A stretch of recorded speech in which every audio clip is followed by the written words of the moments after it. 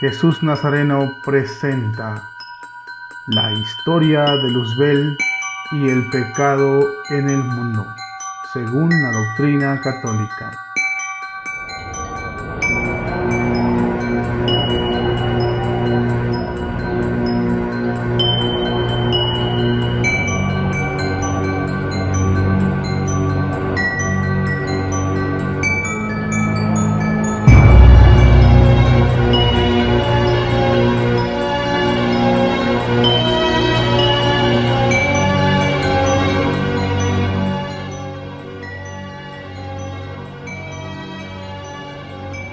Hablar sobre los ángeles siempre ha sido un tema muy complicado y difícil de expresarlo para nosotros los seres humanos.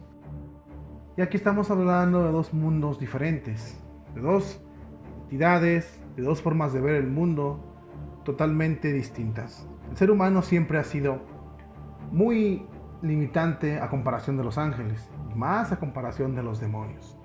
El día de hoy, en este nuevo capítulo de la historia de Luzbel y el pecado en el mundo según la doctrina católica, te vamos a hablar de un tema muy interesante y esperamos aprender juntos y reflexionar acerca de los nombres del diablo según la Biblia. Para poder entender esto, tenemos que dejar claro unas cositas muy importantes. Yo no soy el indicado o el más indicado para hablar de este tema, sabemos esto. Hay gente mucho más preparada, sin embargo, no todos, ninguna persona en este mundo puede decir que está lo suficiente preparada. Así que sí podemos hablarlo con toda confianza, ¿no? Sin embargo, como te digo, hay gente más preparada, como son sus sacerdotes, pero ¿sabes qué? Pocos alzan la voz acerca de este importante y también hermoso tema. Pocos alzan la voz porque lo consideran un poquito, mitológico, del pasado, o irrelevante.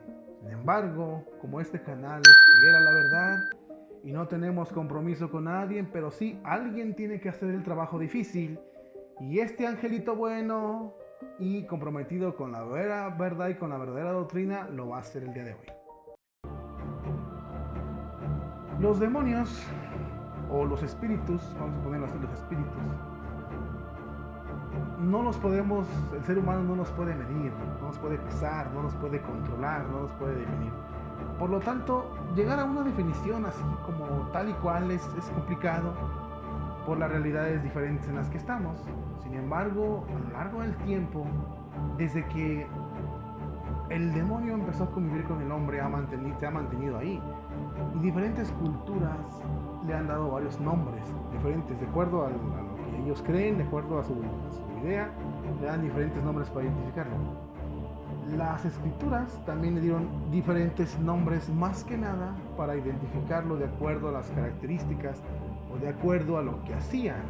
Tú sabes que para poder nombrar algo tienes que tienes que ver sus dimensiones, tienes que ver cómo está, si es duro, blandito, alto, chiquito, en fin. Para poder definirlo tienes que dar nombres. Sin embargo, nosotros aquí se pone complicado porque de una forma u otra los espíritus se manifiestan. Y la gente en ese tiempo que se hizo la escritura, de acuerdo a ciertas características, pues les da un nombre. Les da un nombre más que nada para identificarlo. En ese contexto va los diferentes menciones que da la escritura acerca del enemigo de Jesucristo. Son varias refieren a lo mismo y varias son en hebreo, en griego. Hay que recordar que la escritura, después de pasar de tradición oral a escrita, uno de los idiomas en los que se escribió fue en griego, y pues tenemos que adaptarnos a esa traducción, pero todo va a las características de ciertos espíritus. El nombre más común que tenemos hasta nuestros días es demonio. Demonio no es una palabra que refiere a un sujeto masculino. No, acuérdate que los espíritus no son personificados, es decir, no tienen sexo. No puede ser hombre o mujer o niño, no. Los espíritus son espíritus y los demonios son así, ¿no?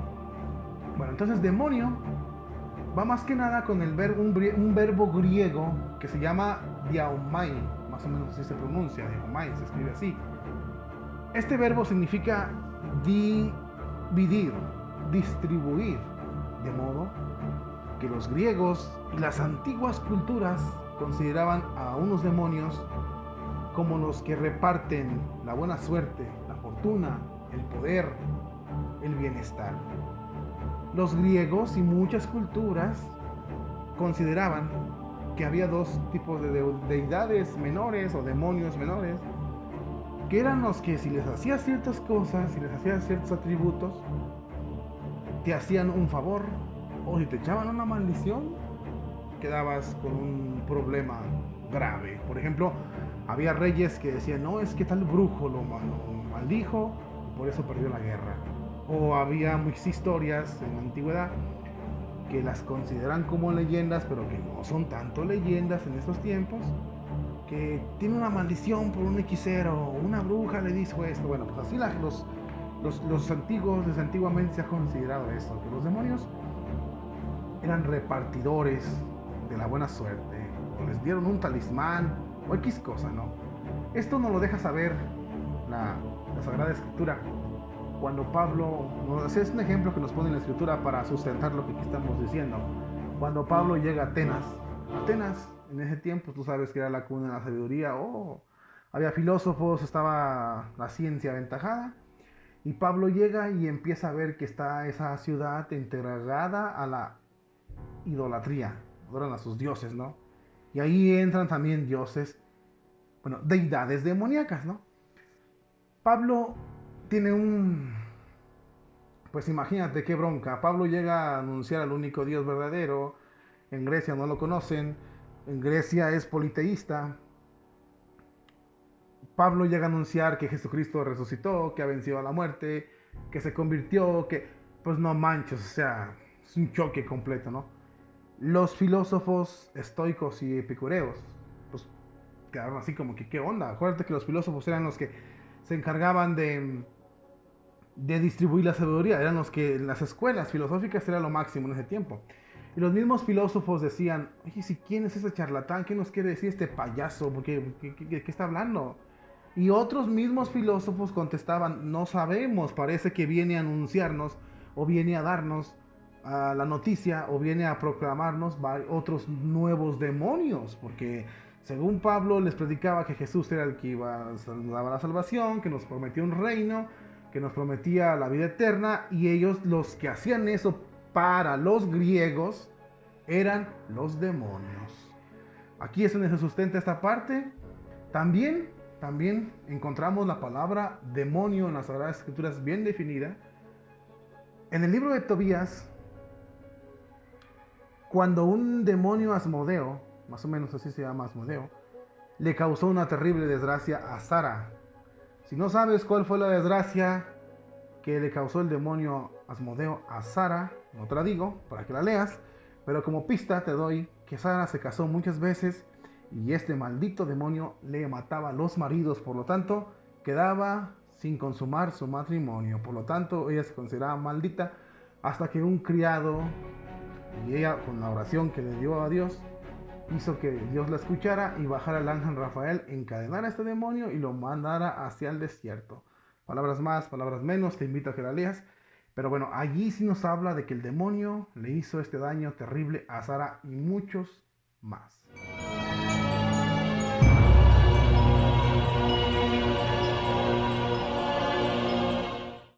Bien, en las Sagradas Escrituras se les llama potestades o espíritus de las tinieblas, para hacer referencia al pecado que cometieron esos ángeles cuando cayeron del cielo hacia el infierno.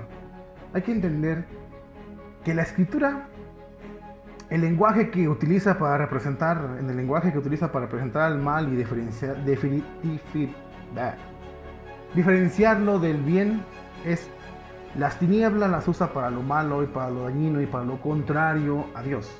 Y la luz y la claridad la enseña para representar lo bueno y a lo que viene de Dios, tanto que el mismo Jesús se nombró yo soy la luz del mundo, como representación a la bondad, al reino, a la vida. Como igual, la vida es lo bueno, es lo que Dios ofrece, y la muerte es lo que ofrece el demonio.